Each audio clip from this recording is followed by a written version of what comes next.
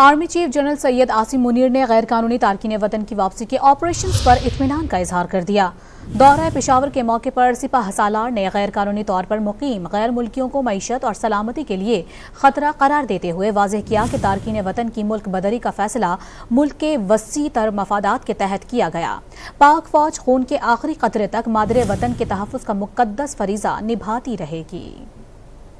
پاکستان میں غیر قانونی طور پر مقیم غیر ملکی مقامی معیشت اور سلامتی کے لیے خطرہ، تارکین وطن کی ملک بدری کا فیصلہ ملک کے وسیع تر مفادات کے تحت کیا گیا۔ سپاہ سالار نے غیر قانونی تارکین وطن کی واپسی کے آپریشنز پر اطمینان کا اظہار کر دیا، واضح کیا کہ مہاجرین کو طے شدہ اصولوں کے مطابق باعزت طریقے سے واپس بھیجا جا رہا ہے۔ Army chief general Asim Munir نے پشاور میں پہلی بار منعقد ہونے والی قومی ورکشاپ خیبر پختونخوا NWKP1 میں شرکت کی۔ شرکاء سے خطاب میں آرمی چیف نے واضح کیا کہ پاک فوج خون کے آخری قطرے تک مادر وطن کے تحفظ کا مقدس فریضہ نبھاتی رہے گی۔ آرمی چیف نے دہشت گردی کے خلاف مختلف کارروائیوں کے دوران بہادری کا مظاہرہ کرنے والے افسران اور جوانوں سے بھی ملاقات کی۔ سپہ سالار نے افسران اور جوانوں کی بے مثال کارکردگی کو سراہتے ہوئے کہا کہ قوم کو مسلح افواج کی کارکردگی پر فخر ہے۔ دورہ پشاور کے موقع پر آرمی چیف کو صوبے کی سیکیورٹی صورتحال، انسداد دہشت گردی کے خلاف جاری آپریشنز، تارکین وطن کے انخلاء اور ضم اضلاع سے متعلق بریفنگ دی گئی۔